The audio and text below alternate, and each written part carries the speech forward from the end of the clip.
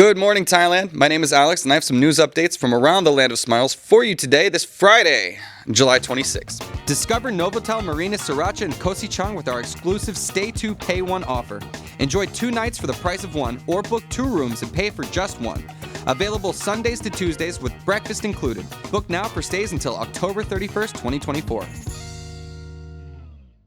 Now, our first story is a bit of a shocker. Now, in Isaan, a homeless couple was caught having sex in a Thai temple. That's right, a Thai monk caught a homeless couple having sex in a temple in Surin's Isaan province and called the police. The monk initially thought the sounds were from an injured person or a thief, but found the couple instead. Police arrived asking the half-naked women to dress and leave. The couple had been drinking and had no home. The charges were pressed, but they were warned, charges were not pressed, but they were warned to avoid repeating their actions. Well, this is a tough one, isn't it? Sorry, sad. I mean, if you're homeless and you're in love, you got to find some safe space to do this stuff. This is definitely the main issue here is homelessness in general, but also the respectfulness of Thai religion is taken very seriously here. I'm glad to see that they're not really trying to throw the book at them, more like slap on the wrist and don't do that again. Hopefully they're not into that. But anyways, we'll see if we have any stories like this again.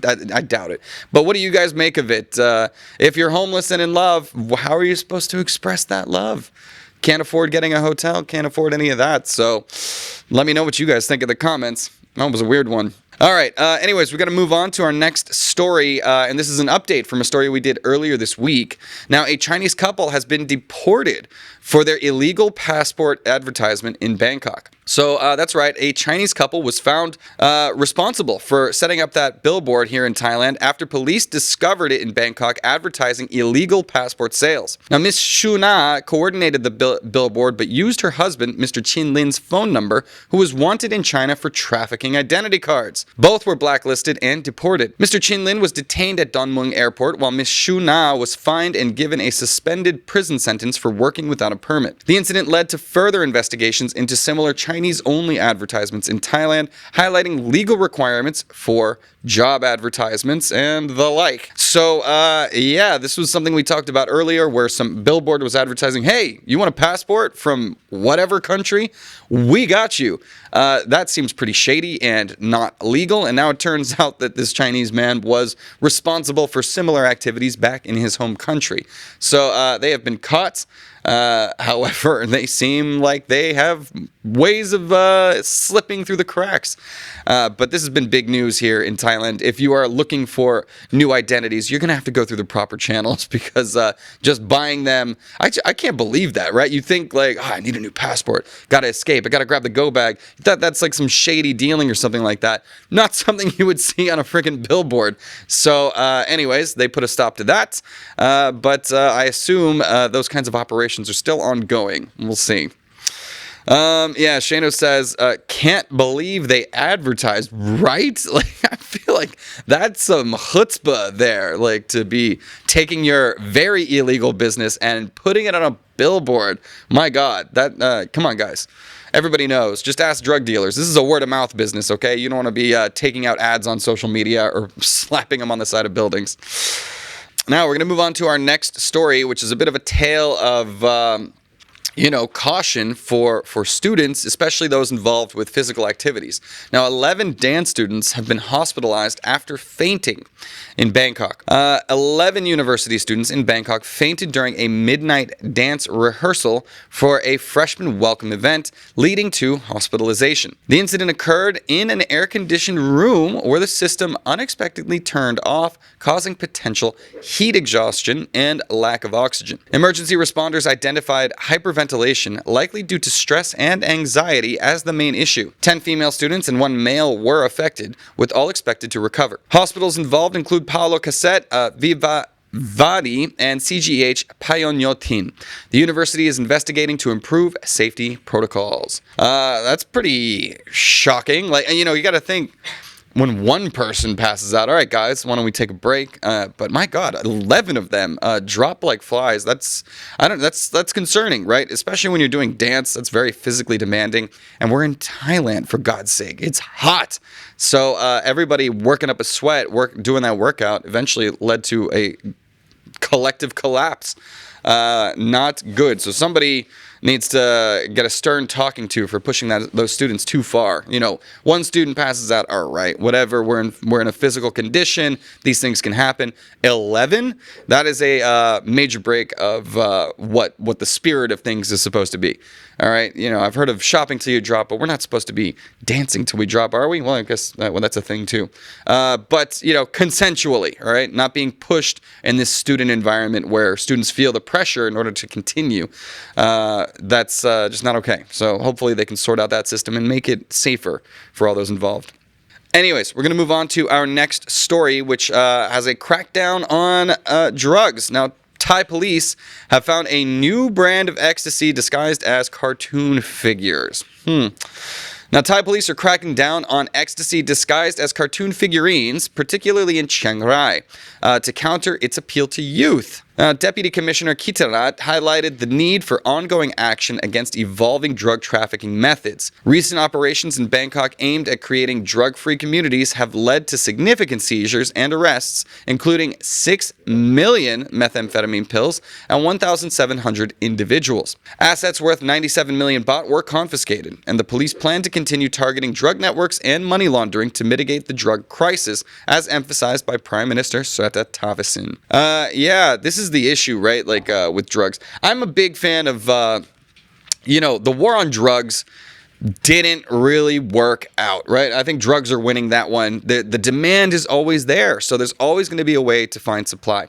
Now, obviously, cartoon figurines, disguising it in hopes that you can actually sell to youths more effectively. This is kind of why we yell at the cigarette companies and the alcohol companies for targeting young people. Well, as long as these things are unregulated and in a black market, there is no incentive to clean things up, make sure that the drugs themselves are safer to use, because a lot of these things get laced with things like fentanyl, and that's how we have so many overdoses in so many countries. And at the same time, we cannot regulate who these people are selling to, right? It's easier for youths with the right connections, right, if they're underage, to be able to, a drug dealer's not carding, right? A drug dealer's not going to say, oh, how old are you? Is this a fake ID? That doesn't happen. So as long as the war on drugs is continuing and we continue to antagonize consumers of these things, we're going to continue to see jails swell with suppliers as well as consumers. So I don't know. What do you guys think? Is the war on drugs an effective policy, or is it about time we make some changes?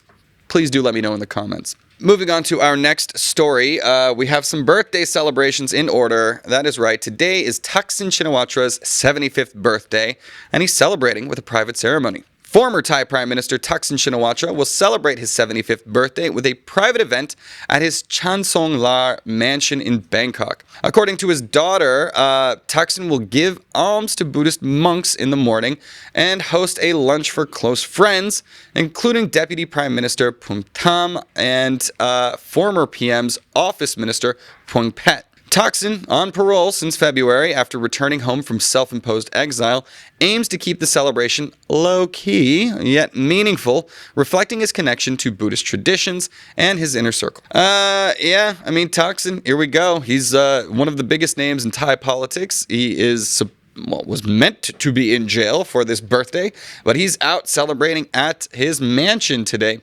Now, it's small gathering. I'm not so sure. Like he's got the money. He might be balling out of control back there, but it'll be behind closed doors. So we might get some social media splashes to see what's going on, but doubtful. Yeah, Cora Blimey says low key. I'll believe it when I see it. But you know what? It's his 75th. That's a big one. I'll say happy birthday. Why not? Controversial figure, particularly here in Thai politics, but I do believe he has had Thailand in his heart and he's tried to be a leader for this country. Now, How good has he been? I'll leave that up to the Thai people to decide. But also, just seeing his political maneuvering since he's returned from self-imposed exile has been a very interesting story to follow. So I'm sure he's happy to be celebrating with some free air and friends rather than behind a Thai prison cell. All right. On to our last story, feel good. Well, last story for Thailand, and then we'll move on to ASEAN. Now, Thai teens are set to lead the nation as flag bearers at the Paris 2024 Olympics. So a 12-year-old skateboarder and an 18-year-old sprinter will lead Thailand as flag bearers for the 2024 Olympics in Paris. Now, Tana, head of the Thai Olympic delegation, announced that 51 Thai athletes, including 36 Olympic debutants, will compete from July 26th to August 11th. Skateboarder Vari Raya, the youngest Thai Olympian, will compete on July 28th. Inspired by Sky Brown, she qualified at the Budapest Olympic qualifier. Sprinter Pudipol, who won silver at the Hangzhou Asian Games, will race in the 100-meter heats on August 3rd. The opening ceremony features a parade along the Seine River, ending at the Eiffel Tower. And a little side note for you guys, Snoop Dogg, representing my country of America, will also be a torch bearer. Woo! I don't know what he's going to be using that torch for. Probably sparking something up. All right, that's still not legal in Paris. Be careful, Snoop. But love to see it, man. You'd love to see. I can't believe a 12-year-old girl skateboarder is going to be competing in the Olympics. Pretty cool on all fronts. Skateboarding, it's in the Olympics. That's still pretty new concept to me. And also a 12-year-old. My God, I don't know where's the age limits here. That seems a bit young, but if the talent's there, it's there. So that's going to be a career to watch. You go, girl. All right, so that'll do it for our Thailand section of the news. Now we will head into a few stories from around the ASEAN region.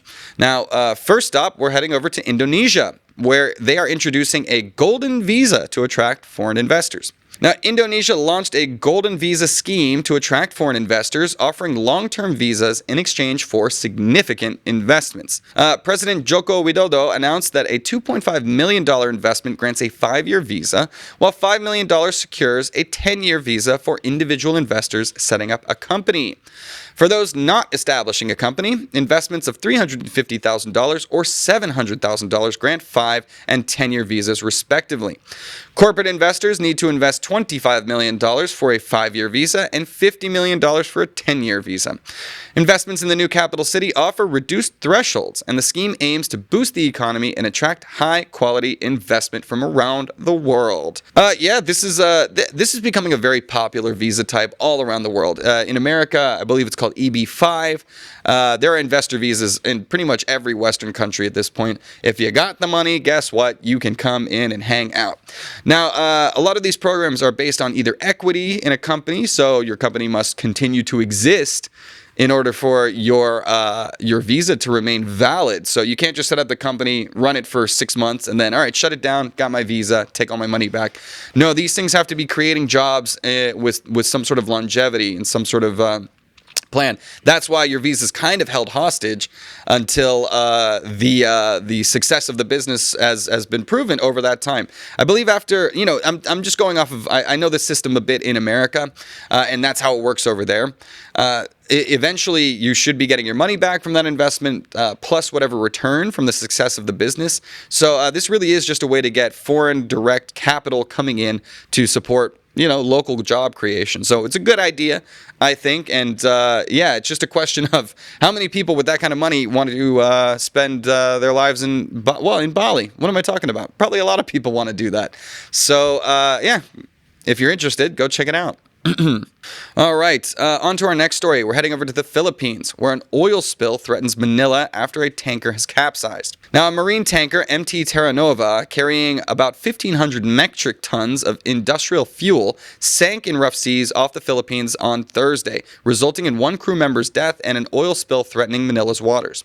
16 of the 17 crew members were rescued. Now, the spill, spreading 2 nautical miles, is exacerbated by strong winds and high waves, delaying containment efforts. A 97-meter Coast Guard vessel has been deployed, with more vessels on standby. The spill could reach Manila, posing a significant environmental threat. The incident may be linked to Typhoon Gaimi, which has caused severe flooding and 14 deaths so far. I can't see how they would not be related. This is a boat sinking in rough seas. obviously exacerbated by the tropical storm over there. Sorry, typhoon. Excuse me. Shocking to me, though, that, when these storms come through, it's not like they're a surprise, right? We can see them coming. So it's strange to me that the drive to want to just keep the economy moving, to keep these boats moving, leads companies to take that kind of risk, resulting in one death, the loss of 1,500 tons of fuel. That's a lot of economic loss there, not to mention the loss of the ship. And for what? At what cost? Now there's environmental cleanup costs. The Coast Guard has to be deployed. Just keep it in harbor 2 more days, people, and we won't have to deal with any of this stuff. Pretty frustrating to see companies take on that risk, right? Like they think, what are the odds? I'm sure they have risk assessors, and somebody pulls the trigger even though that risk might be higher than what they would desire. I don't like that. Anyways, gross stuff coming out of the Philippines over there. All right, on to our final story of the day. I don't know why I included this one. I just thought it was a little funny. Now, many of you might remember the CrowdStrike incident that happened last week, where basically all of many of the flights around the world were grounded because of one software push from a company called CrowdStrike. Well, Malaysia has spoken up about it. Now, Malaysia seeks compensation from Microsoft and CrowdStrike for its outage losses. That's right, Malaysia's digital minister, Gobind Singh Dio, has asked Microsoft and CrowdStrike to consider compensating companies that suffered losses during last week's global tech outage caused by a faulty CrowdStrike security software update. Now, the outage affected 5 government agencies and 9 companies in aviation, banking, and healthcare in Malaysia.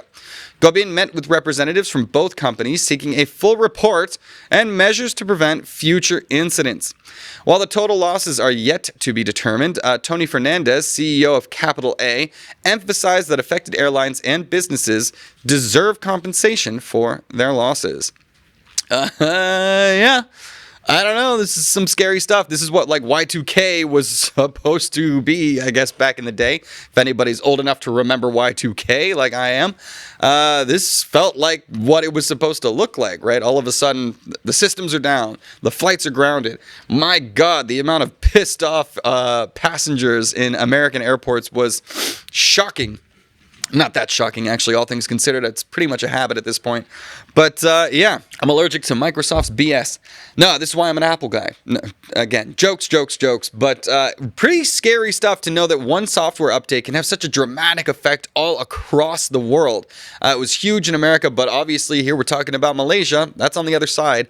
So anybody running on Microsoft, can experience these things. So I'm still not entirely sure what happened. They haven't really been too forthcoming about what the accident was. If anybody knows, do please let me know in the comments. But yeah, what do you think? Microsoft, CrowdStrike, are they on the hook? I think they should be. All right. Well, anyways, that'll do it. I'm going to get into the comments in a second. But yes, that has been our updates from around Thailand and the ASEAN region. You can always go to thetiger.com for more updates throughout the day. We are constantly pumping out news and articles about what's going on in the land of smile. So do please go check out the website. Also, sign up for ASEAN Now. We have the largest expat forum in Thailand where you can join up and see what's going on, check out events, figure out where you're going to go watch your sports, or just complain about, life. We're here for it. So do please go sign up at ASEAN Now as well. So that'll do it for us today. Like I said, I'll get in the comments, but also just another warning. We will be off next Monday. Another holiday is coming up this weekend. So do enjoy your long weekend, everybody, and we'll be back on Tuesday.